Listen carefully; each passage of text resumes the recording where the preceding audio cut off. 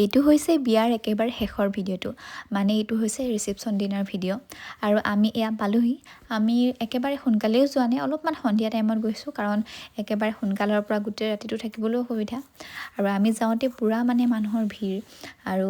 চবেই খোৱা বোৱাত ব্যস্ত হৈ আছে আমি গৈ পেলাই অলপমান বহি ল'লোঁ কাৰণ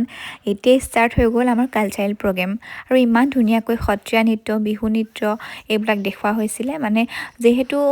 দৰাৰ ঘৰ গুজৰাটত হয় তেওঁলোকে হয়তো এনেকৈ খুব কম চাবলৈ পায় সেইকাৰণে তেওঁলোকক এনেকৈ আমাৰ অসমীয়া কালচাৰটো দেখাই খুব ভাল লাগিলে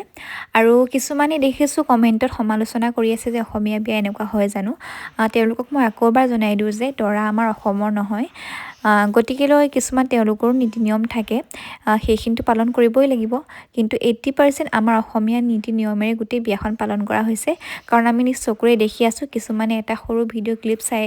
কিছুমান সমালোচনা কৰে মোৰ মতে সমালোচনা কৰাতকৈ আপোনালোকে নতুনকৈ বিয়া পতা যোৰাটোক আশীৰ্বাদ দিয়াহে উচিত বাৰু সেইবিলাক বাৰু বাদ দিছোঁ অলপমান প্ৰগ্ৰেম চোৱাৰ পাছত আমি ইফালে আহি গ'লোঁ কিবা কিবি খাবৰ কাৰণে তেওঁলোকে খোৱা বোৱাৰো খুব ধুনীয়া ব্যৱস্থা কৰিছিল প্ৰায় 40টা আইটেমৰ যা যোগাৰ কৰা হৈছিল কিন্তু 40টাতো আমি খাব নোৱাৰোঁ সেইকাৰণে কিবা এটা দুটা খালোঁ আৰু খাই পেলাই যিহেতু মেইন কোৰ্চটো খাবলৈ থাকে গতিকেতো বাহিৰা ইমানখিনি বস্তু খাব নোৱাৰি বাকী বিয়াৰ ভিডিঅ' আৰু নিদো দিয়ক বাকী ইমানখিনি বিয়াৰ ভিডিঅ'ত মৰম দিয়াৰ কাৰণে থেংক ইউ ছ' মাছ আৰু লগ পাম বেলেগ ধৰণৰ ভিডিঅ'ৰ সৈতে আজিলৈ আহিছোঁ বাই